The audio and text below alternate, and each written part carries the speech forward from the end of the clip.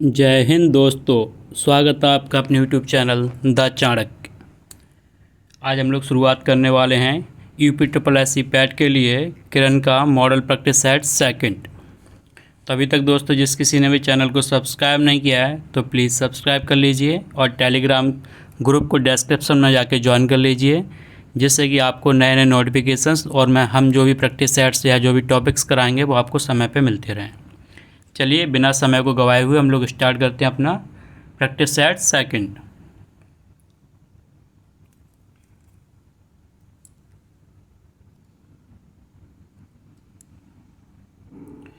ऋग वैदिक काल में आर्यों का मुख्य व्यवसाय क्या था?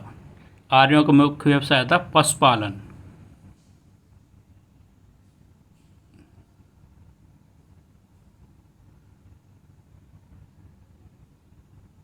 आर्यों का मुख्य व्यवसाय क्या था?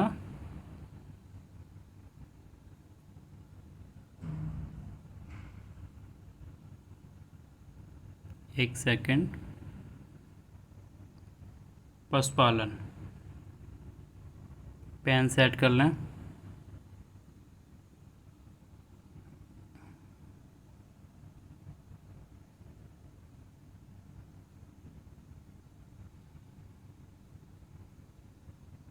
कलर अभी भी थोड़ा ज़्यादा डार्क हो गया है।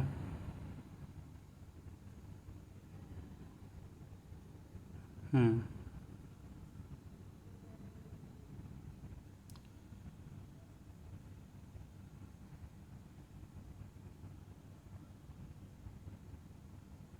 और ऋग वैदिक काल में आर्यों का मुख्य व्यवसाय क्या था?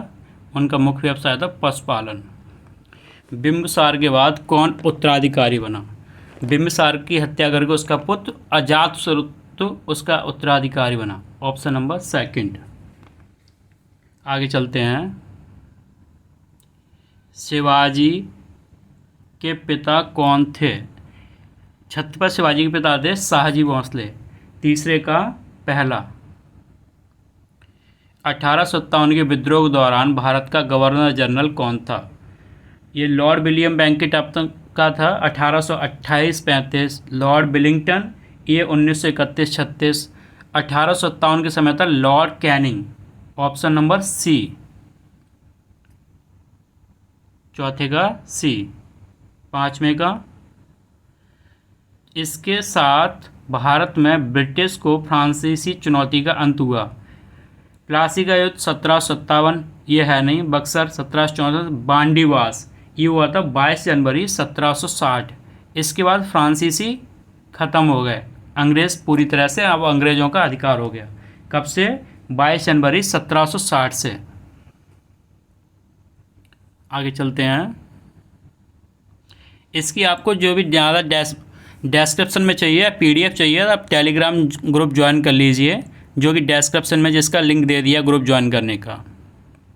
और अभी तक जिस किसी ने भी चैनल को सब्सक्राइब नहीं किया है तो प्लीज़ पहले चैनल को सब्सक्राइब कर लें, जो कि हमें भी मोटिवेशन मिलता रहे और आपको भी नए नए नोटिफिकेशन की जानकारी मिलती रहे। चलिए नेक्स्ट क्वेश्चन 6 नंबर। भारतीय राष्ट्रीय आंदोलन वर्ष। भारतीय राष्ट्रीय आंदोलन से है, ठीक है ना। वर्ष 1914 में भारतीय राष्ट्रीय दल की बर्लिन में स्थापना किसने की थी? सुभाष चंद्र बोस ने तो आज़ाद हिंद फौज। डब्ल्यू सी बनर्जी ये कांग्रेस अध्यक्ष थे। सुरेंद्रनाथ बनर्जी नहीं, चंपक रमन पिल्ले ने। जिसके आपके सदस्य कौन कौन थे? जिसमें आपके सदस्य थे मोहम्मद बरकतुल्ला, लाला हरदयाल, तारकनाथ दास, राजा महेंद्र प्रताप इत्यादि इसमें सदस्य थे। तो इसने ये किसने की थी? चंपक रमन पिल्ले ने। छठवें का डी। जिस समय दिल्ली ब्रिटिश भारत की राजधानी बनी उस समय वायसराय कौन था? ये दिल्ली कब बनी थी? 1911, ठीक है ना। 1911 में कौन था? लॉर्ड कर्जन ने तो ये बंगाल विभाजन किया था, ये थे नहीं।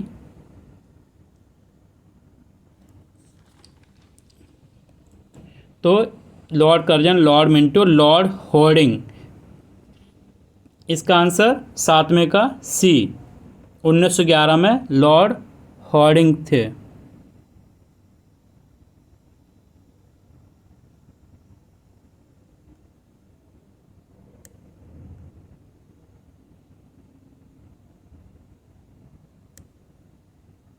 कलर कॉम्बिनेशन गड़बड़ हो गया। हाँ, थोड़ा सा तो और डार्क हो। हाँ, ये सही है।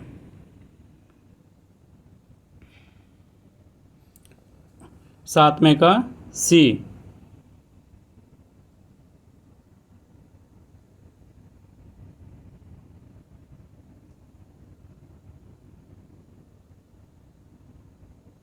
Lord Harding. इरेजर के बाद कलर थोड़ा कॉम्बिनेशन सेट करना पड़ता है।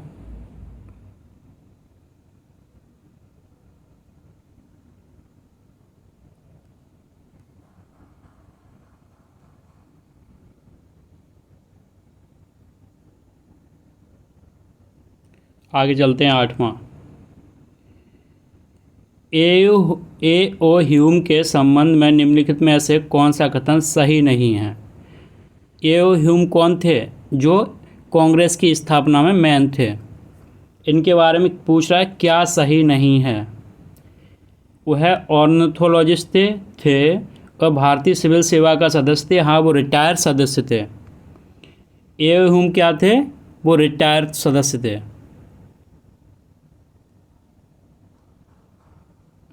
नाइट टाइम हो गया, रात के। टर्न ऑफ ना। चलिए, वह भारतीय सिविल सेवा का सदस्य था, सही।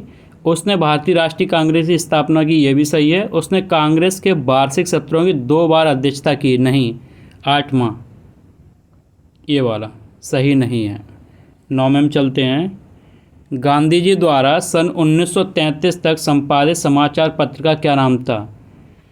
यंग इंडिया, जो 1931 के 1919 से लेके 1931-32 तक उन्होंने की थी। 9वें का डी। अंग्रेजों द्वारा निम्न में से किस क्रांतिकारी को फांसी दी गई थी? जतिन दास। ये भूख हड़ताल में भूख हड़ताल के दौरान ख़त्म हुए। चंद्रशेखर आज़ाद, इन्होंने अल्फ्रेड पार्क में खुद को गोली मार ली थी, जो कि अंग्रेज़ों के अंगुल में ना फंसे। और भगत सिंह राजगुरु,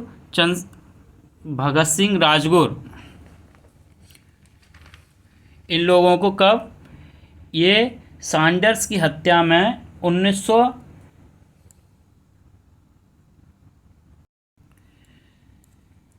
गड़बड़ हो। अंग्रेजों द्वारा निम्न में से किस क्रांतिकारी फांसी? जतिन दास भूख हड़ताल पर, चंद्रशेखर आज़ाद ने इलाहाबाद अल्फ्रेड पार्क में खुद को, और ये राजगुरु 1931 में। कौन कौन थे? भगत सिंह, सुखदेव, राजगुरु। इनको सैंडर्स की हत्या के 2 आरोप में फांसी दी गई थी। कहाँ? लाहौर में। 10वें का तीसरा सी। 11वां, ग्रीष्म ऋतु में धूल भरी आंधियाँ तापमान पर क्या प्रभाव डालती हैं? तापमान को थोड़ा बढ़ाती हैं, तापमान को घटाती हैं। जब गर्मी पड़ रही हो, कहीं छाँव आ जाए तो क्या होगा? तापमान घट जाएगा, क्योंकि धूल भरी आंधियों में ह्यूमिडिटी होती है। 11वें का दूसरा। 11वें का दूसरा क्यों होगा? क्योंकि धूल जब आएगी तो उसमें ह्यूमिडिटी होगी, जिससे तापमान कम हो जाएगा और सनरेज डायरेक्ट नहीं पड़ेंगी। विषुवत रेखा के समांतर काल्पनिक रेखाओं को क्या कहते हैं? इन्हें अक्षांश रेखाएं कहते हैं। लैटिट्यूड और लॉन्गिट्यूड जो होते हैं वो आपके क्या? देशांतर होती हैं। गारो, खासी, जयंतिया तो है ही नहीं। ये जनजातीय कहाँ से है? ये जनजाति और ये पहाड़िया में है। गारो, खासी, जयंतिया कहाँ है? मेघालय। 13वां का दूसरा। आगे चलते हैं।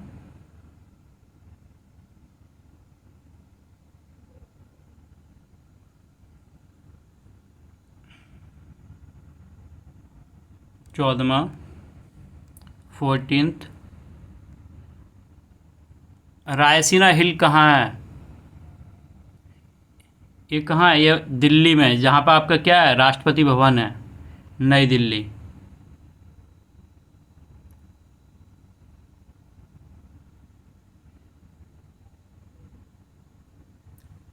रायसीना हिल कहाँ है? नई दिल्ली। आगे चलते हैं। सबसे पुरानी चालू परिष्करणशाला, रिफाइनरी पूछ रहा है। सबसे पहले अमेरिका में हुई थी। कहाँ? टेक्सास में। और इंडिया में सबसे पहले आसाम डिगबोई में, लेकिन ये विश्व की पूछ रहा है तो चौथा टेक्सास। इंडिया में पूछता तो डिगबोई। भारतीय अर्थव्यवस्था, गांधीवादी अर्थव्यवस्था किस पर बल देती थी? गांधी जी कहते थे इंडिया गांव में बसता है, तो समाजवादी एवं आर्थिक मूल्य, तो 16 का सेकंड। आगे चलते हैं। उस रोजगार की स्थिति को क्या कहते हैं जिसमें कृषि श्रमिकों की उत्पादकता शून्य होती है?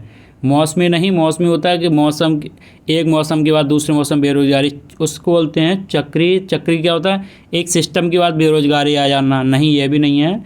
17वां क्या?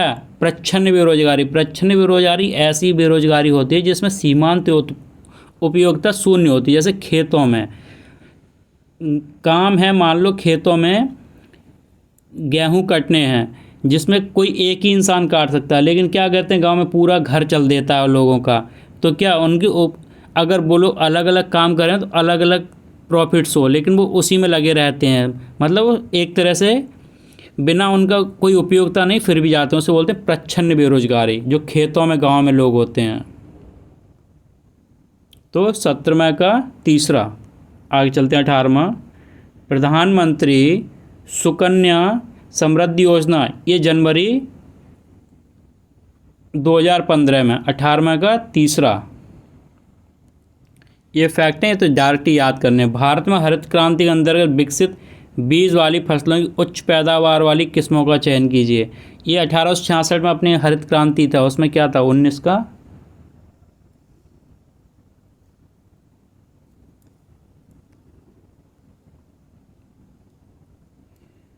सबसे ज़्यादा उस पर हुआ था गेहूँ, दलहन, तिलहन और गन्ना, चावल। मक्का तो था ही नहीं, तो ये पहला ही वाला हो जाएगा इसमें। 19 का पहला।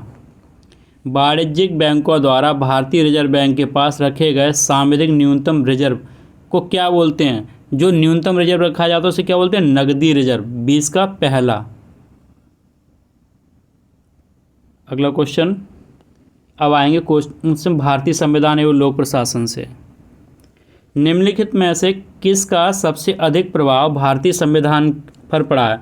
इसके ऊपर कई संविधानविदों ने हमारे संविधान की आलोचना भी की है कि भारतीय संविधान 1935 से जस का तस ले लिया गया है। तो 21 का क्या है? नहीं, आपातकाल पूछ रहा है।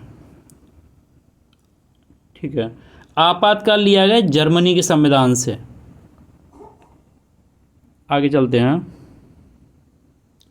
संविधान प्रारूप समिति के समक्ष प्रस्तावना किसने रखी थी? ये रखी थी आपके पंडित जवाहरलाल नेहरू ने 13 दिसंबर 1946 को। तो 22 का पहला हो जाएगा। 23। भारतीय संविधान का अनुच्छेद 125 संबंधित है।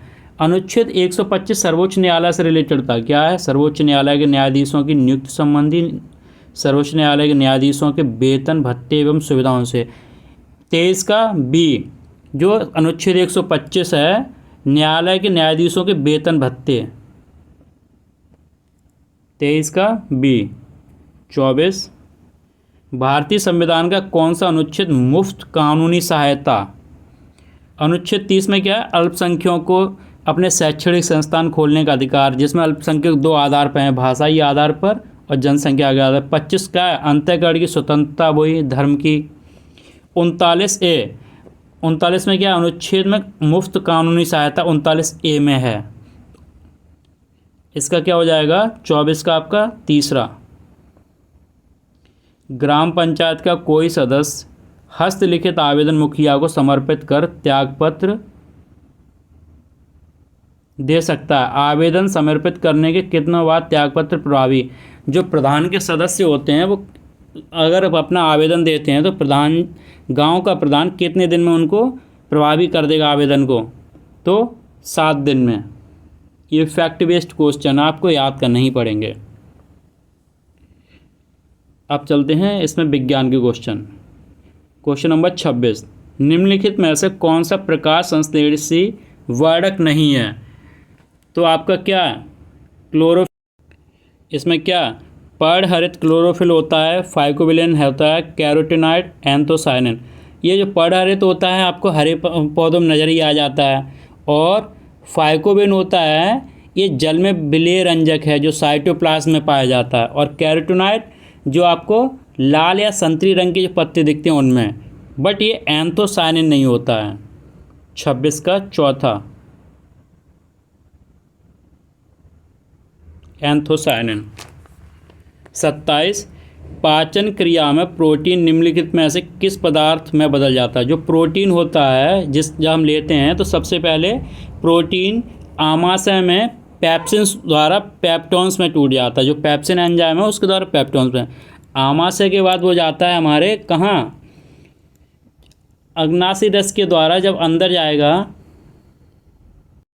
जब पेप्टोन्स में टूट जाता है तो फिर ये छोटी आंत में जाता है जहाँ ये ट्रिप्सिन एंजाइम्स के द्वारा अमीनो अम्ल में टूट जाता है। तो 27 का तीसरा, अमीनो अम्ल में। सहसंयोजी बंध में परमाणु इलेक्ट्रॉन क्यों साझा करते हैं। कौन से हैं, अधिक ध्रुवीय बनने के लिए, आयन बनने और एक दूसरे को आकर्षित करने के लिए, अपने परमाणु संख्याओं को बढ़ाने के लिए, एक आदर्श गैस इलेक्ट्रॉन विन्यास प्राप्त करने के लिए। सहसंयोजी बंध में, सहसंयोजी बंध में बनते हैं एक आदर्श गैस इलेक्ट्रॉनिक विन्यास प्राप्त करने के लिए। तो 28 का पहला, 28 का पहला। 29, अपने चेहरे को उसके सामान्य आकार से 4 गुना बड़े और सीधे प्रतिबिंब के रूप में देखने के लिए लड़की को 120 सेंटीमीटर त्रिज्या वाले अवतल गोलाकार दर्पण के सामने कितनी दूर खड़ा रहना होगा। तो 120 क्या है उसकी रेडियस, इसको साइड में करते हैं।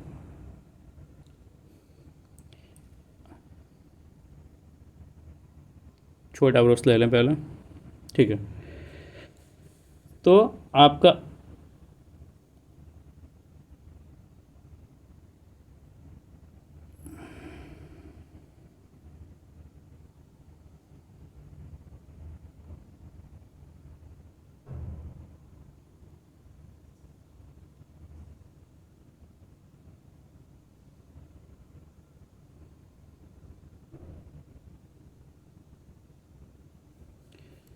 आपका फॉर्मूला क्या होता है, F इक्वल टू R/2, यही होता है आपका फोकल लेंथ का।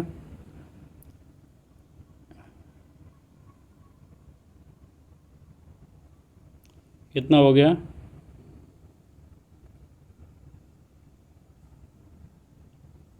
F equal to R/2।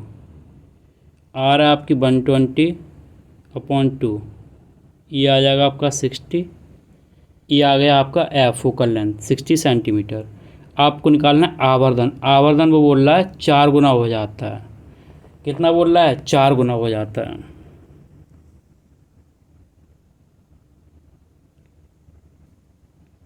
चार गुना, ठीक है ना, 120।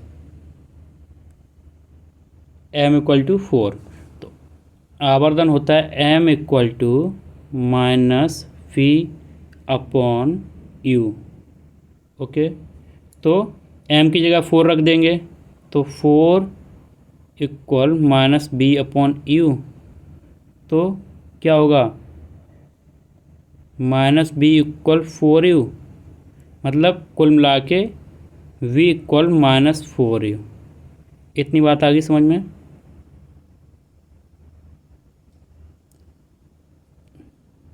अभी हम मिटा देते हैं। आपको इतना है B इक्वल 4U, इतना तक आ गया होगा।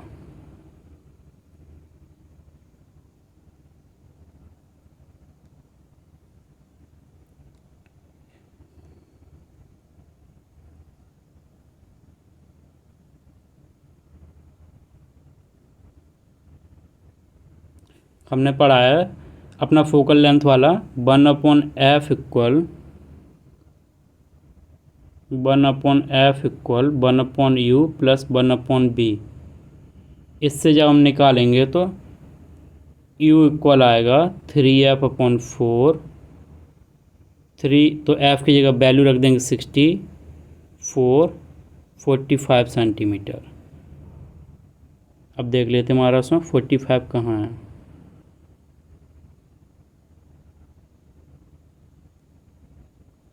सेकंड,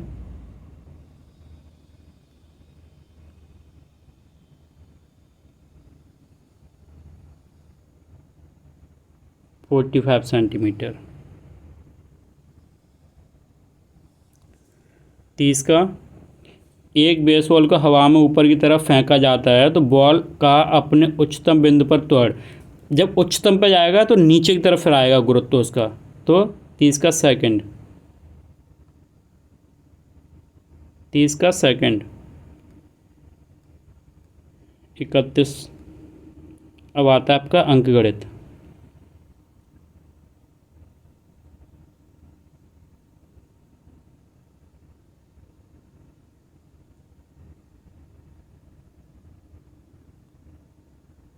ठीक है, साधारण ब्याज दर पर जिस पर कोई धनराशि 25 वर्षों में स्वयं की तिगुनी हो जाए, इसके वैसे शॉर्ट ट्रिक भी है लेकिन हम आपको डायरेक्ट ही निकलते हैं। क्या, मूलधन साधारण ब्याज दर पर धनराशि 25 में कोई धनराशि एक्स है मान लो,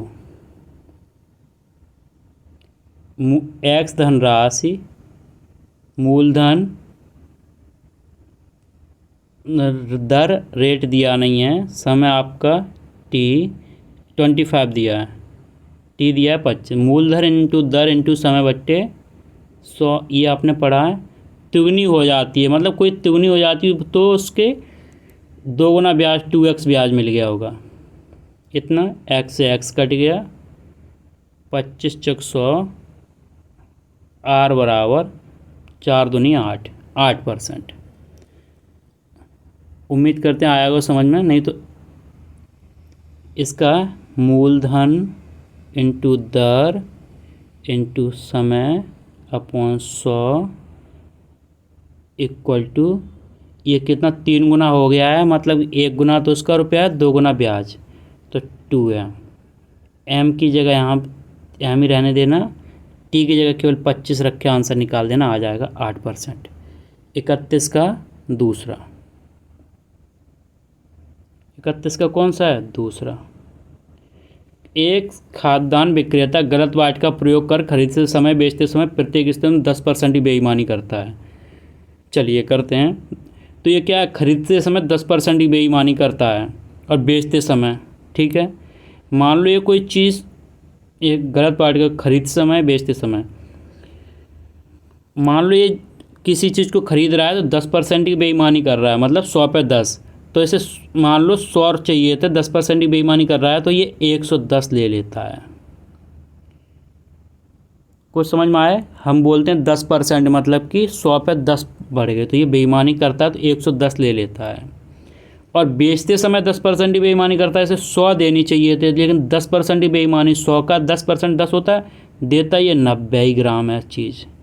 इतनी बात आ रही है समझ में, इतनी बात हो, उम्मीद करते हैं आ गई होगी समझ में। नहीं आए तो आप हमें टेलीग्राम पे मैसेज कर दीजिए, हम आपको और अच्छे से एक्सप्लेन कर देंगे। कुल मिला के खरीदते समय 10 की बेईमानी करता है, मतलब कि ज़्यादा ले लेता है 10%, और बेचते समय 10% कम देता है, ठीक है। अब इसका प्रभावी लाभ पूछ रहा है, तो ये कितना हो गया,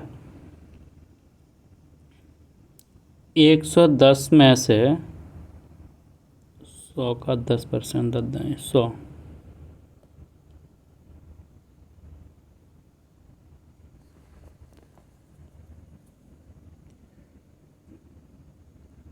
ठीक है। तो आपका प्रॉफिट होता है 10, 20, 21, 10 plus 10 plus 10 multiply by 10 multiply 100, 21%। साफ राइटिंग में लिखते हैं एक मिनट।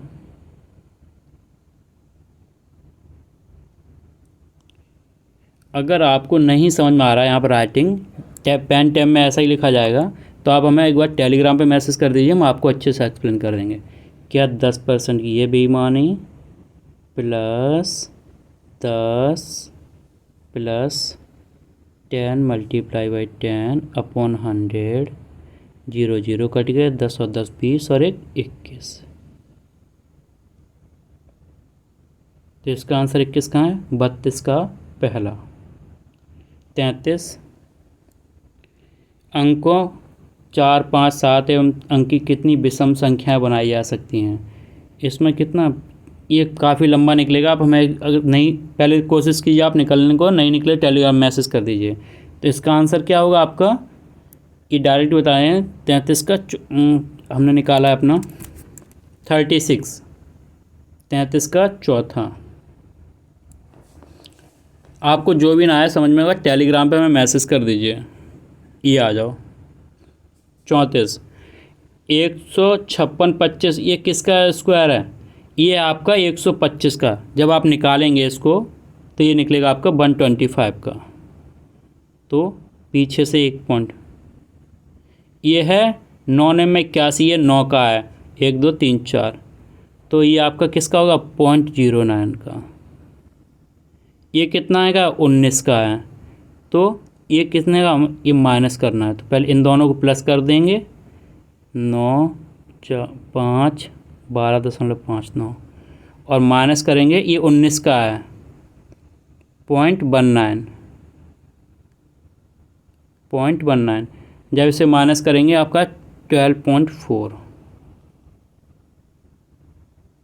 तो 34 का तीसरा।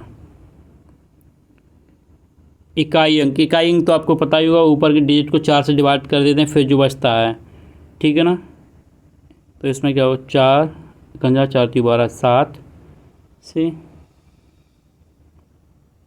इसमें आना चाहिए चौथा 8 35। इकाई अंक आपको पता है, ऊपर की जो पावर होती है उसे 4 से डिवाइड करते हैं, फिर जो ऊपर जितना बचता है उससे मल्टीप्लाई जैसे 4 1 4 4 3 12 1 बच्चा, तो यहाँ पे बस 7, इस तरह से आगे करते जाएंगे। अब आ जाओ सामान्य हिंदी, जो 5 नंबर की आएगी। बादशाह शब्द का स्त्रीलिंग क्या हो? पेन ले लें अपना।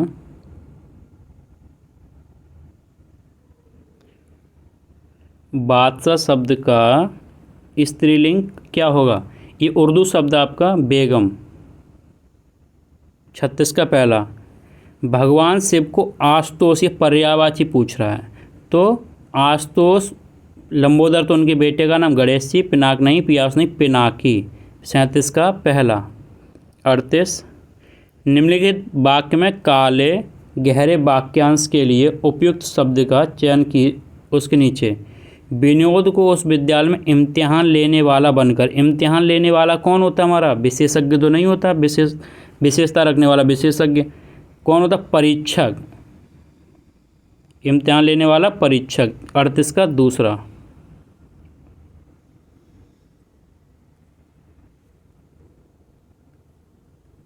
अब आगे चलते हैं अपना 39।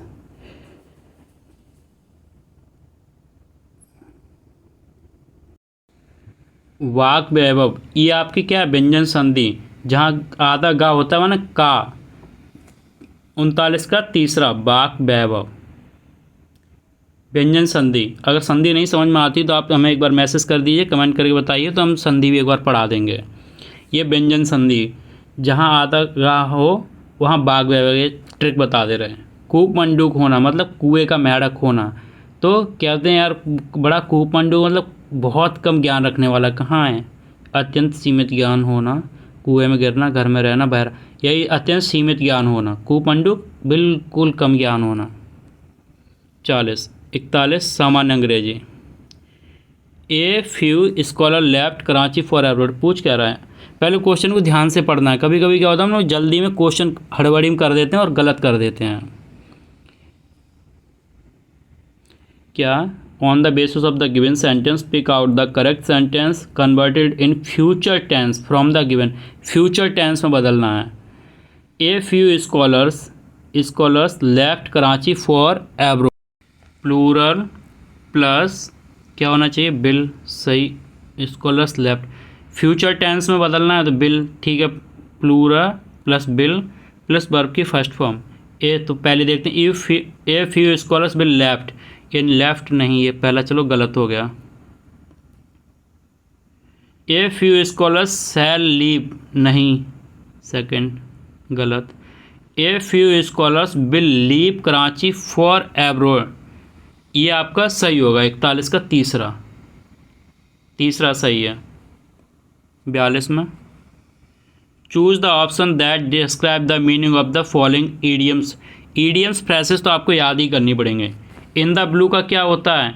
इन द ब्लू का होता है आपका बहुत ही दुखी, इसमें दुखी वाला कहाँ है? Behave like fool, being colourful, melancholic and low spirited, having many blue, low spirited, यही होगा तीसरा।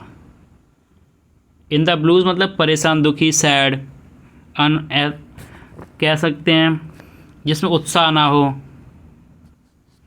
42 का तीसरा। 43 अब आता है पैसेज।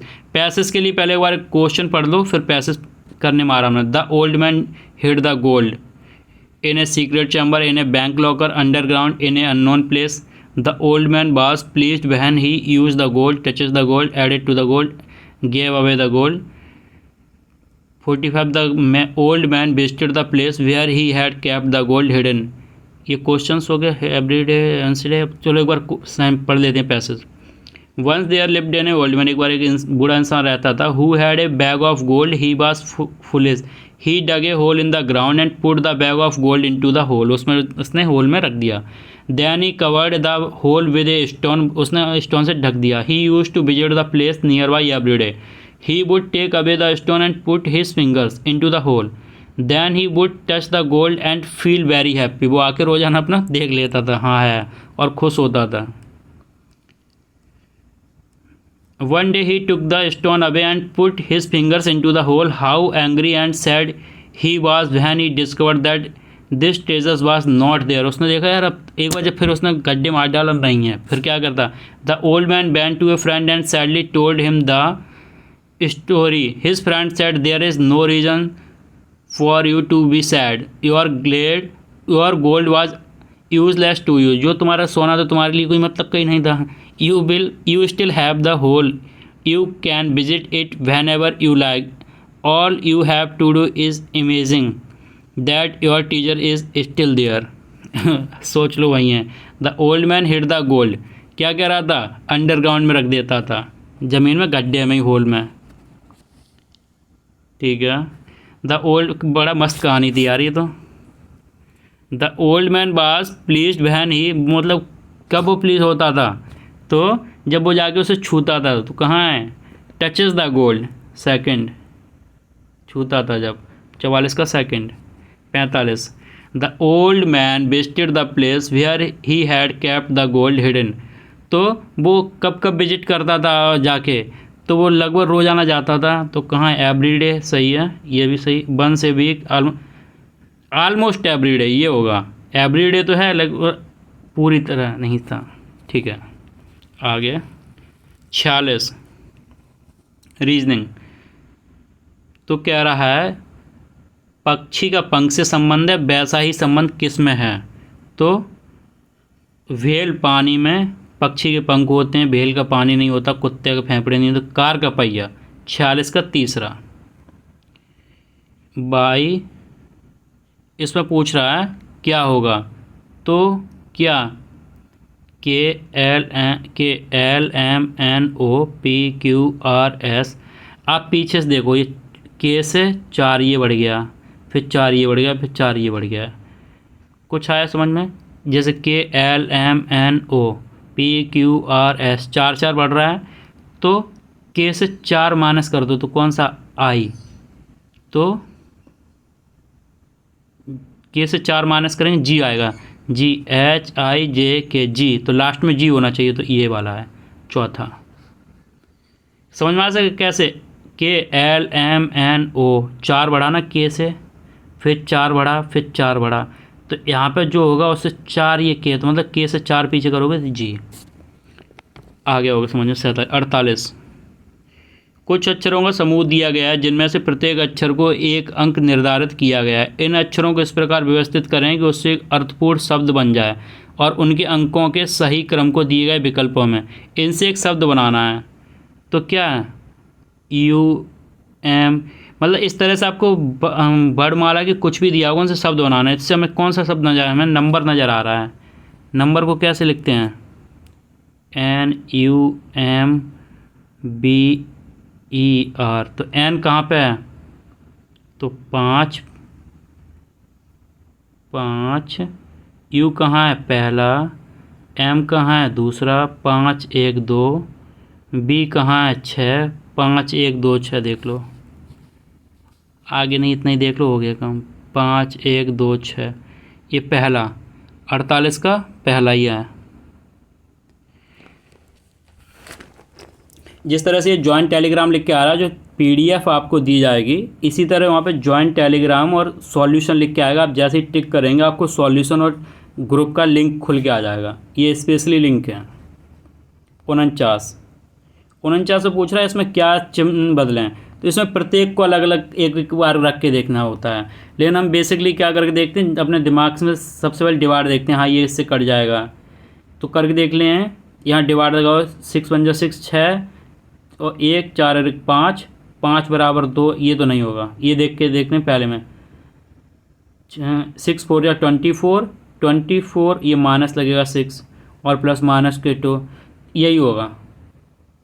49 का कैसे देख लो, ये होगा कैसे, 6 × 6 - 6 + 2 = आपको बोला 20। तो 6 4 या 24 होता है, माइनस के 6 और प्लस के 2, तो ये माइनस का 4 = 20। तो ये 24 में से 4 का 20 = 20, ये हो जाएगा 49 का दूसरा। 50 में कथन दे रहा है और निष्कर्ष पूछ रहा है। सभी कुत्ते पुस्तकें हैं, डॉग बुक्स। सभी पुस्तकें चित्र हैं, ऑल बुक्स आर पिक्चर्स। तब इसमें पूछ रहा है निष्कर्ष, सभी कुत्ते चित्र हैं, ये जो सबसे अंदर है बाहर वाला हो जाएगा, हो जाना चाहिए, पहला सही है। सभी पुस्तकें कुत्ते हैं, बुक्स डॉग सभी नहीं होंगी, सेकंड वाला नहीं होगा। सभी चित्र कुत्ते हैं, सभी पिक्चर्स कुत्ते नहीं होंगे। कुछ चित्र पुस्तकें हैं, ये हो जाएगा। तो पहला और चौथा किस कहाँ है, ये तो पहले में दे दिया इसने। 50 का पहला। आगे चलते हैं करंट अफेयर्स। करंट अफेयर्स इस पेपर के लिए बहुत ही ज़रूरी है। किस हवाई अड्डे ने 2022 में विश्व के व्यस्तम हवाई अड्डों की सूची में 9वां स्थान, ये आपका था दिल्ली का इंदिरा गांधी एयरपोर्ट जो है, पहले का 51 का पहला। विश्व का पहला एशियाई किंग गिद्ध, ये महाराजगंज में नेपाल के बॉर्डर के आसपास बनाया गया है।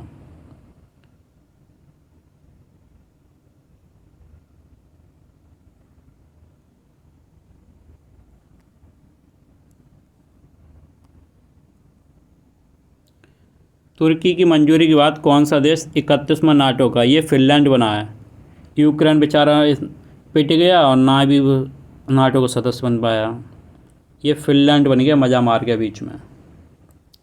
कौन सा देश इंटरनेशनल बिग कैट्स अलायंस का संस्थापक सदस्य, इंटरनेशनल बिग कैट्स ये बाघ संरक्षण के लिए आपका हुआ है। तो 54 का क्या है, नेपाल, 54 का नेपाल। ये वर्ष 2022-23 में भारत का कुल निर्यात कितना था, तो ये पूछ रहा 55 में जो हमारा निर्यात था वो कितना था, तो ये था हमारा लगभग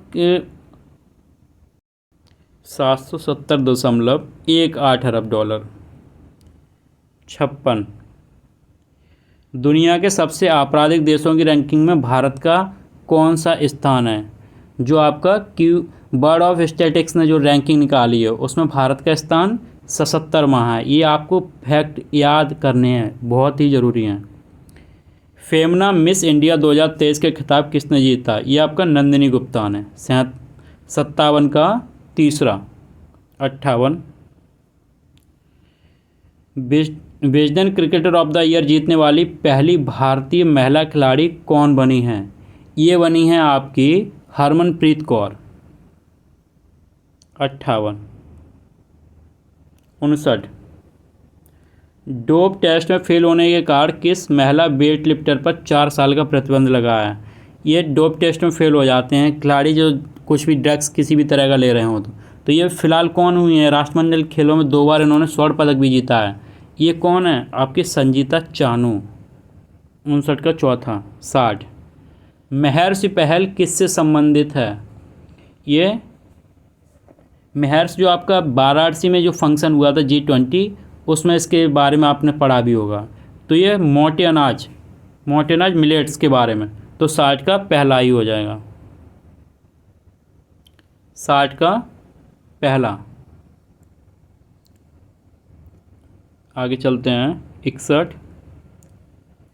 लेपाक्षी में स्थित मंदिर अपने झूलते हुए स्तंभों के लिए, तो ये लेपाक्षी मंदिर में जिसे और मंदिर भी क्या बोला जाता है? महालक्ष्मी, ये तो मुंबई, ये तो है नहीं आपका।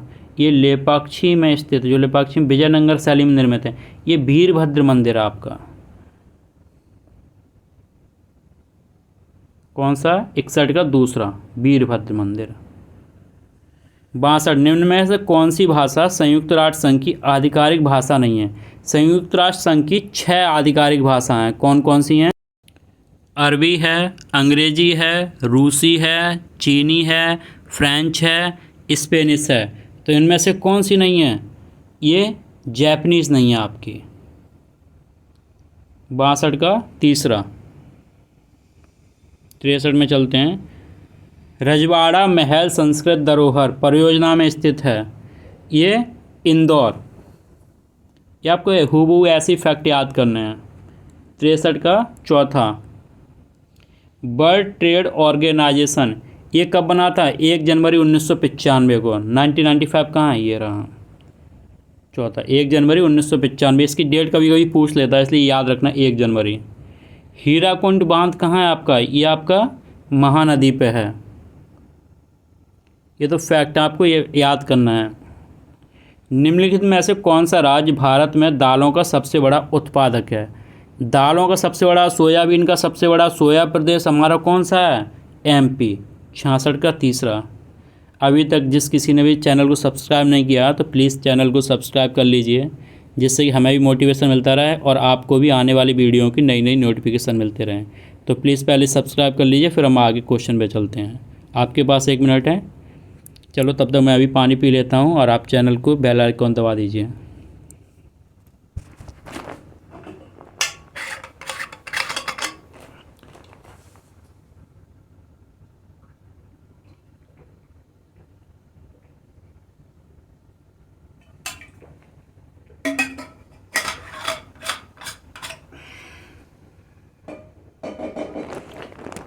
चलिए, उम्मीद है आपने सब्सक्राइब कर लिया होगा। हम अपना नेक्स्ट क्वेश्चन करते हैं। 67। भारत का प्रथम स्वनिर्मित पावर प्लांट, ये पूछ रहा स्वनिर्मित पावर प्लांट, ये कहाँ? आपका कलपक्कम में। 67 का तीसरा। आगे 68। भारत के संविधान के किस अनुच्छेद के तहत राष्ट्रपति अध्यादेश को लागू कर सकता है? तो आपका किस अनुच्छेद के तहत बोला? अध्यादेश आपका 123 था। इसके अनुसार अध्यादेश 75 तो आपका मंत्रियों के संबंध में प्रावधान था। 101 में बोल रहा था, 101 में था संसद के दोनों सदनों का सदस्य नहीं हो सकता कोई भी सदस्य। और आपका 123 क्या है? अध्यादेश से संबंधित है। अध्यादेश से 123। और 168 क्या? ये भी याद रखना है, ये एक्सप्लेन हो रहा है। तो 168 क्या है? राज्य में विधानमंडल का प्रावधान से रिलेटेड था। कौन सा? 75 था मंत्रियों के प्रावधान। 101 में था कोई भी सदस्य संसद के दोनों सदस्यों का सदस्य, जैसे लोकसभा राज्यसभा दोनों का सदस्य नहीं होगा। 123 आपात का ये अध्यादेश। अनुच्छेद 168 ये था राज्य में विधानमंडल का प्रावधान से रिलेटेड। Question number 68। आगे 69।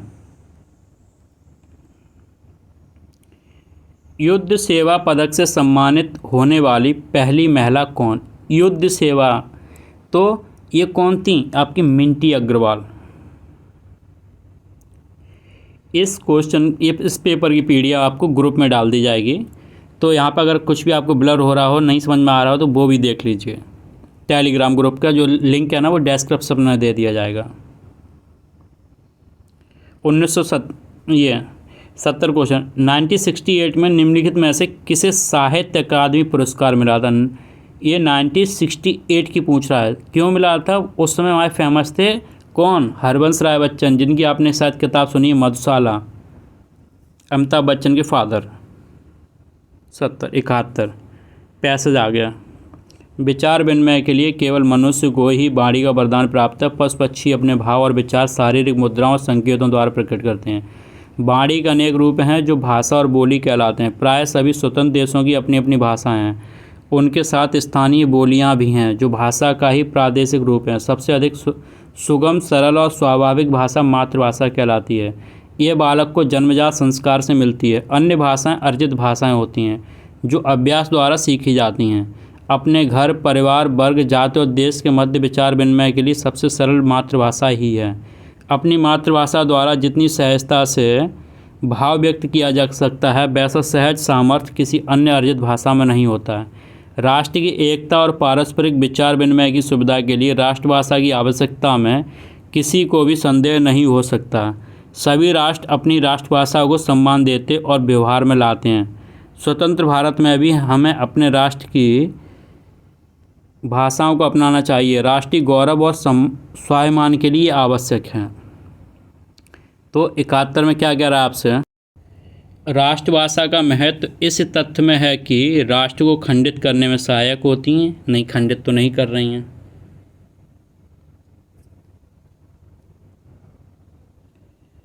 राष्ट्रीय एकता की द्योतक हैं।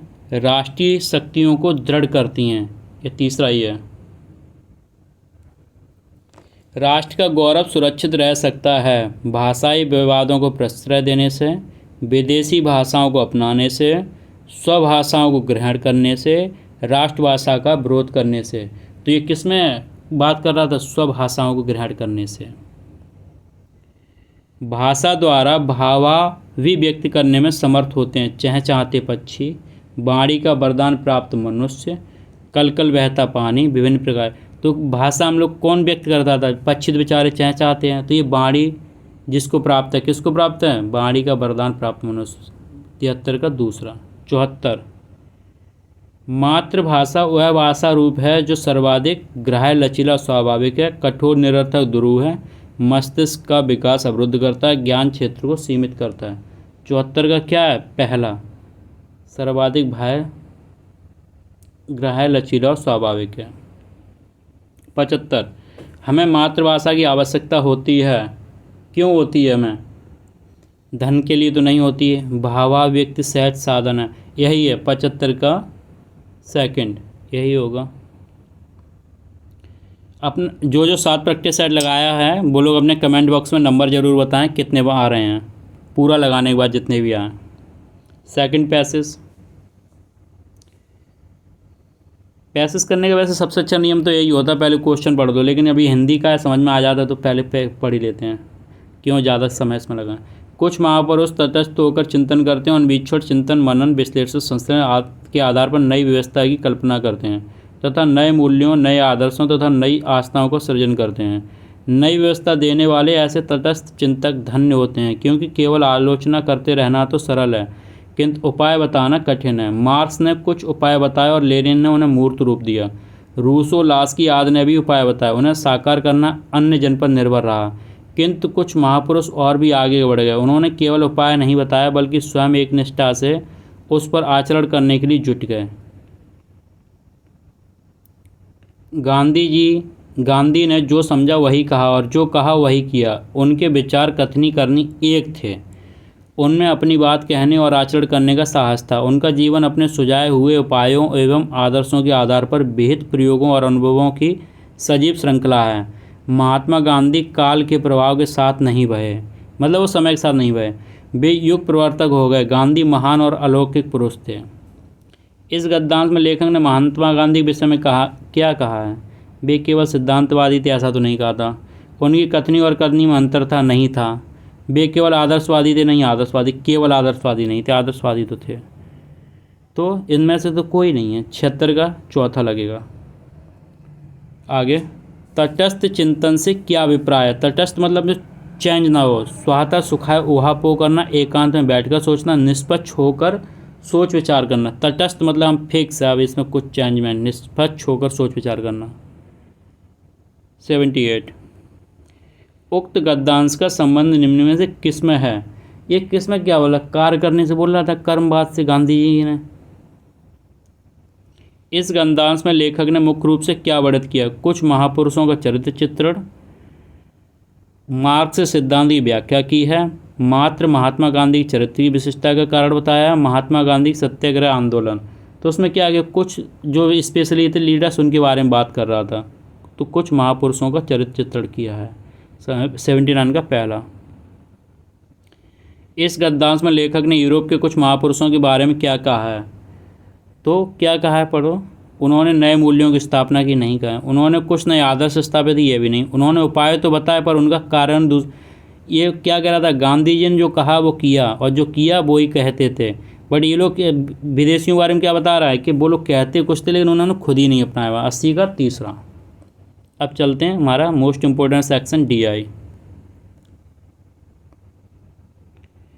चलिए, ये पूछा वर्ष 2007 में निर्मित A, B तथा E मॉडलों के मोबाइलों की कुल संख्या कितनी है? 2007।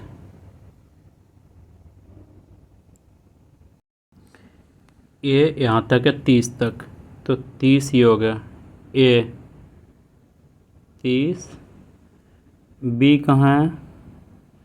बी 30 से 40 तक, 10 ये हो गया। और ई कहाँ से कहाँ तक है? ई आपका यहाँ 75 से लेके 85 तक, तो 75 ई यहाँ से शुरू हो रहा है, 75 से लेके वो 90 तक है, 15 ये हो गया। ए बी, बी कहाँ से? एक बार 30 से 45 तक है, 15 ये हो गया, और 15 ये हो गया, 15 30 और 30 60, ये कितना हो गया? 60 हो गया। कौन सा हो गया? ए बी ई, ये 60 हो गया। कुल संख्या कितनी है? ये 60 हो गया, और टोटल इसमें कितना दे रहा है ये देखो, 44 लाख। 2007 में आपका दे रहा है 35 लाख, 2008 में दे रहा है 44 लाख। तो 35 लाख का 60% निकाल दो। 35 का 60%, ये इससे कट गया 3 5 5 7 जा 7 3 जा 21। कहाँ है 21? 81 का तीसरा। अगर आपको नहीं समझ में आ रहा है तो आप हमें टेलीग्राम में मैसेज कर दीजिए, जो सही राइटिंग में पेन से लिख देंगे, वरना उम्मीद करते समझ में आ गया होगा। 81, 82 चलते हैं। 2007 से 2008 तक किन मॉडलों के उत्पादन में विचरण का प्रतिशत अधिकतम था? 82। इसमें अलग अलग निकालना है। 2007 से कैसे निकालना है बता देते हैं। जैसे बी और सी में दिया है, तो बी 30 से 45 हुआ है, और ये 45 से 70 हुआ है। ठीक है, ये कंपेयरिंग कर रहा है। जैसे कि मान लो ए इसका, ठीक है, इसके ए में कितना है? 30, इसके ए में है 40, तो 40 माइनस 30 डिवाइडेड बाई किस पे हुआ है? 30 पे हुआ है। तो इस तरह से ये आएगा 33 सही, 1/2 3। ठीक है, इतना आ गया। इसी तरह आपको अलग अलग निकालना है। तो इसमें हम एक बार गेस करके देखते हैं कौन सा। ए और बी,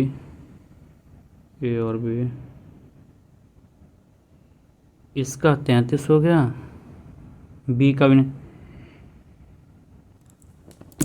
इस पे पेन टैब में आएगा नहीं, ये 33 हो गया, 20 और 15, 33, 20 और 15 निकालें, सी हो गया 15 माइनस 20 25, ये आ गया -25। तो ये तो निकल रहा है ए और बी। 82 का चौथा, ए और बी।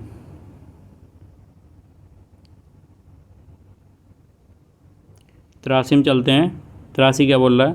वर्ष 2007 और 2008 में निर्मित बी प्रकार के, 2007 तो बी प्रकार के 2007 में बी हैं 30 से 45, 15%। तो ये 2007 में कितना था? 35 लाख था, 35 का 15%, सॉरी 15%, ठीक है। और पूछ रहा है 35 का 15% निकाल दिया। 2008 में बी ये 40 से 60, 20%, और 2008 में कितना है? 44 लाख। तो 44 का 44 का 20% निकालेंगे तो ये माइनस करेंगे, 44 दूनी 88, 880 अपॉन 100 आ जाएगा। माइनस करना है 15 गुणा 35, तो ये कितना? 525 अपॉन 100। समझ में आया है? क्या करना है दोबारा फिर देख लो।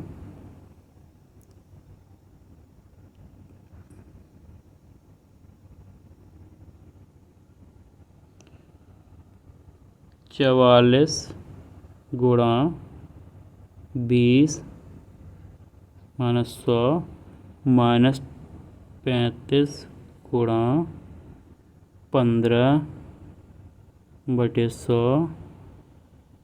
जब ये निकालोगे आपका आएगा 355। जीरो कितने? 1 2 3, ठीक है। तो इसका आंसर आपका पहला 355,0,0।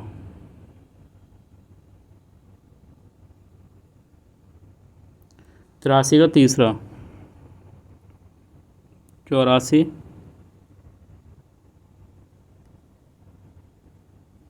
वर्ष 2008 में एक प्रकार के मोबाइलों का प्रतिशत उत्पादन वर्ष 2007 के बराबर था। 2008 में एक प्रकार के मोबाइलों का कितना होता? ठीक है, 84। वो ए में तो था 35, बी में थी नहीं, ए में 44, ठीक है ना, 44, ठीक है। एक बार पूछ देख लेते हैं। 2007 में 35, 2008 में 44, ठीक है।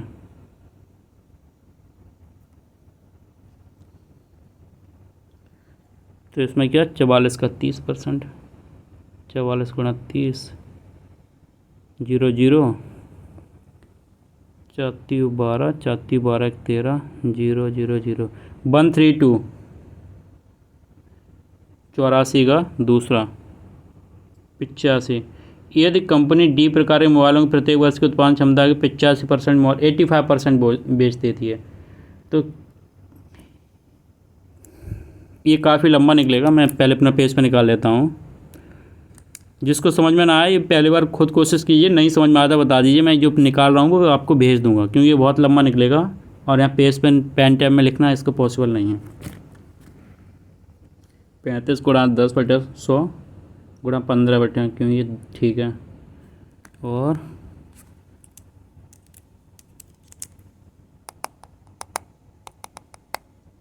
चवालीस गुणा 10/100, ठीक है। 150 अपॉन 1 2 3 4 बिंदी 79, 1.118,500, ठीक है। इसका आपका 85 का है 11800। आगे चलते हैं। ये DI बड़ा सिंपल होती है, बस समझने में थोड़ा सा दिक्कत है। वर्ष 2008 में प्रथम श्रेणी में उत्तीर्ण छात्रों, 2008 में प्रथम श्रेणी, प्रथम श्रेणी कौन सा है? ये है डार्क ब्लैक, ठीक है ना। तो प्रथम श्रेणी कहाँ से कहाँ तक है? ये वाला नीचे वाला, नहीं समझ में आ रहा तो दिखा दें, ये है, यहीं तक है ये प्रथम श्रेणी 20। तो 20 कितने में से है? Out of 170। इसको करेंगे आप 20 आउट ऑफ 170 मल्टीप्लाई कर देंगे तो आपका 11 सही 13/17%।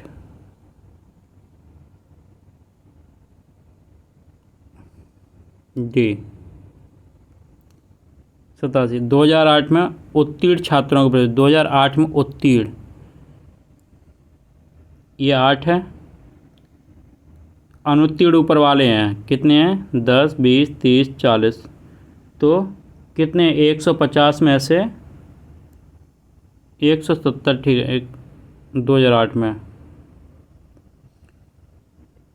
170 में से 30 आपके ये फेल कर दो, अनुत्तीर्ण ये ऊपर वाले, ठीक है ना। 1, 2, 3, 4, ठीक है 30। तो 140 आउट ऑफ 170 कितना आएगा? 82 सही, 82।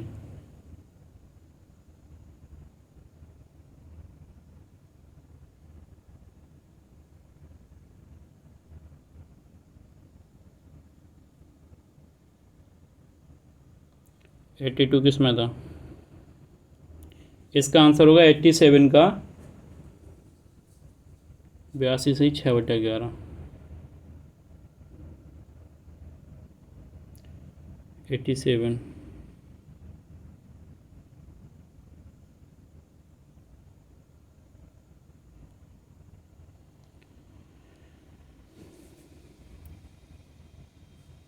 या आपको हम अपने टिकी लगा दे रहे हैं और आपको नहीं समझ में आ रहा है, टेलीग्राम पे कर दिए, बोले सिंपल है लेकिन पेन टैब में इसको लिखने भी नहीं आ रहा।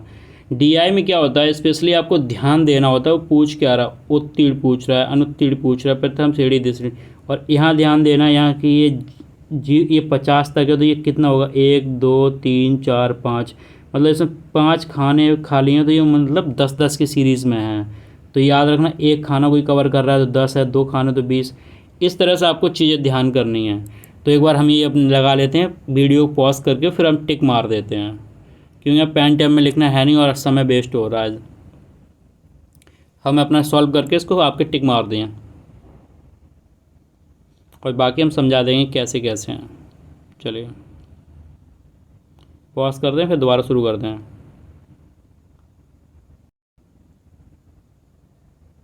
ठीक है, चलो। उत्तीर्ण छात्रों की संख्या अनुसार विद्यालय में हाई स्कूल का सर्वोत्तम परिणाम किस वर्ष में रहा था? 88। ये आपका रहा था 2010 में, क्योंकि लगभग 85% था, हो गया था। 88 का तीसरा, ठीक है। 18 बस 2008 में तृतीय श्रेणी में उत्तीर्ण छात्रों की संख्या है। 2008 में तृतीय श्रेणी, ये 2008 है आपका, और तृतीय श्रेणी ये है, ये यहाँ से 10, 20, 30, 40, 50, 60, ठीक है ना। तो 60, ठीक है, 60 हो गए थे ना। तो दूसरा 89 का दूसरा, छात्रों की कुल संख्या पूछ रहा है। अब 90 में चलते हैं, क्या पूछ रहा है?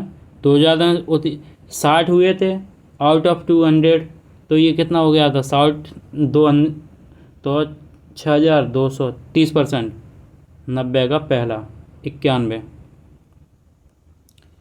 इसमें पूछ रहा है शहर सी में ग्रेजुएटों और पोस्ट ग्रेजुएटों की संख्या के बीच अंतर। सी ये है, इनके बीच का अंतर बताना है आपको। 15,150, 10,500, तो 15 में से 10 के 5 बचे, लेकिन ये 500 है तो 4500, लेकिन 150 ये ज़्यादा आ गया आपका, तो 4650। 4650 आपका कहाँ है? पहले में, 91 का पहला। सभी शहरों में मिलकर पोस्ट ग्रेजुएट की औसत संख्या, ये पूरे ऐड करेंगे, पोस्ट ग्रेजुएट ये पूरे सबको ऐड करके डिवाइड करेंगे 1, 2, 3, 4, 5, 6, 6 से। जब इन सबको ऐड करेंगे 0, 0, 0 इस तरह से, तो ये आपका आएगा 15,200, 15,200। क्यों? क्योंकि टोटल आ जाएगा आपका 51,200, डिवाइडेड बाई 6 करेंगे तो 15,200। कहाँ है 15,200? 92 को तीसरा, 92 का तीसरा। 93 में चलते हैं। 93 शहर ए और बी में मिलकर ग्रेजुएटिंग संख्या का, शहर ए और बी में मिलकर ए के ग्रेजुएट 10,200 और बी के ग्रेजुएट, शहर ए और बी के ग्रेजुएट, शहर ए और ई में मिलकर पोस्ट ग्रेजुएट, ए और ई में मिलकर पोस्ट ग्रेजुएट, इसके ग्रेजुएट पूछ रहा है ए और बी के, और ए और ई के पोस्ट ग्रेजुएट, इन दोनों को ऐड कर लेंगे, फिर उनका रेशियो निकालेंगे। तो 93 का रेशियो कितना निकल रहा है? 709,560, दूसरा वाला ऑप्शन 93। 94 में आ जाओ।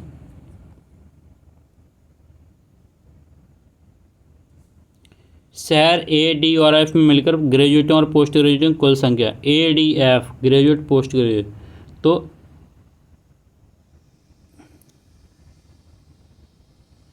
ए डी एफ ग्रेजुएट और पोस्ट ग्रेजुएट इन्हें ऐड करना है, ठीक है ना। ग्रेजुएट और पोस्ट ग्रेजुएट की कुल संख्या कितनी है, जब इन्हें निकालेंगे तो 89600 आ रहा है आपका। चौथा, शहर एफ में ग्रेजुएटों की संख्या इसी शहर में पोस्ट ग्रेजुएट से लगभग कितना %? शहर एफ में ग्रेजुएट कितना है? 18,450, 16,500, तो 18,450 का x% बराबर ये निकालेंगे तो ये आपका लगभग आ रहा है 89। 95 का चौथा, ठीक है। यहाँ तक आया, आगे चलते हैं। 96, ये इस तरह से सीरीज दी है। पहले सप्ताह में सभी मुद्रकों द्वारा मुद्रित पृष्ठों की औसत, पहले सप्ताह में, तो इन सबको ऐड निकालेंगे तो ये कितना आएगा? ये आपका आएगा 3519, ठीक है। और कितनी संख्या? 1 2 3 4 5 6, 6 से डिवाइड देंगे तो ये आपका कितना आ रहा है आंसर? आपका ये आ रहा है 5865.5, ठीक है। ये मतलब पहला 96 का पहला, 96 का पहला हो गया। 97 में चलते हैं।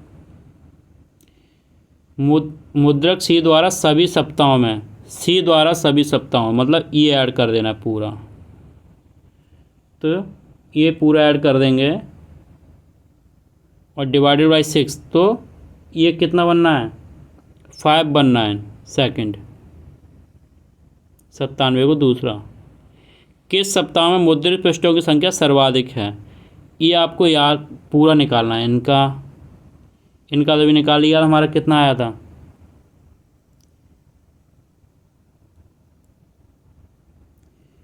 तो आपका इसका पेन थोड़ा छोटा कर लें।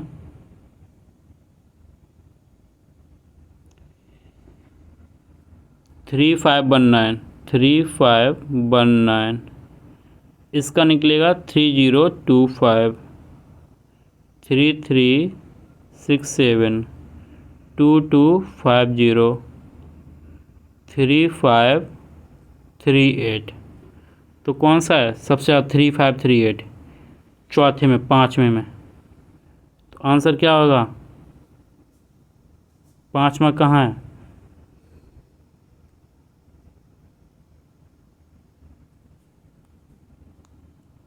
पाँचवा ऑप्शन नंबर चौथा।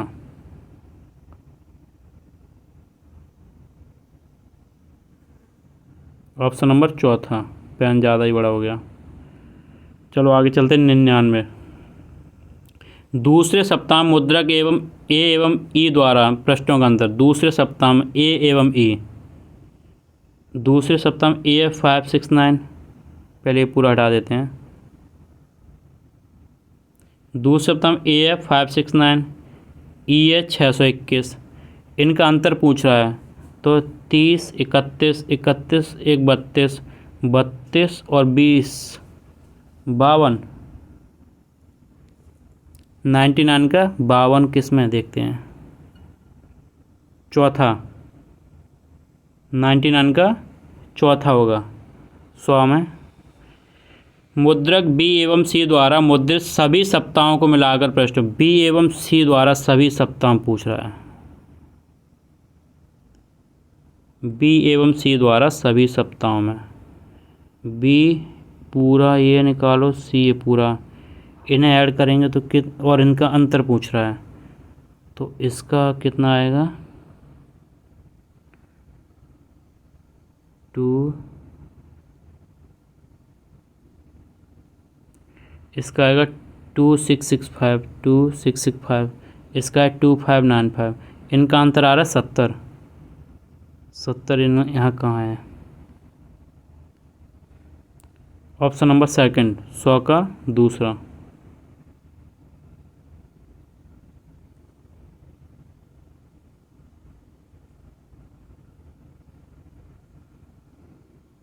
सौ का सेकंड। इस तरह दोस्तों हमारा ये किरण का मॉडल पेपर नंबर सेकंड ख़त्म हुआ। तो दोस्तों अभी तक जिस किसी ने भी चैनल को सब्सक्राइब नहीं किया तो प्लीज़ पहले सब्सक्राइब कर लो और ज़्यादा से ज़्यादा लोगों को शेयर करो। जितने ज़्यादा लोग होंगे उतना ही हमें भी पढ़ाने में, प्रैक्टिस सेट सॉल्व कराने में अच्छा लगेगा। तो उम्मीद करते हैं आपको ये हमारा सेशन पसंद आया होगा और कमेंट करके बताइए कैसा लगा। और आपको जो भी समझ में नहीं आ रहा है, टेलीग्राम लिंक जो है हमने इसके डिस्क्रिप्शन में दे दिया है, तो टेलीग्राम लिंक ग्रुप ज्वाइन कर लीजिए। आपकी कोई भी क्वेरी हो हमें डायरेक्ट भेज दीजिए। यहाँ तक साथ बने रहने के लिए धन्यवाद। जय हिंद, जय भारत।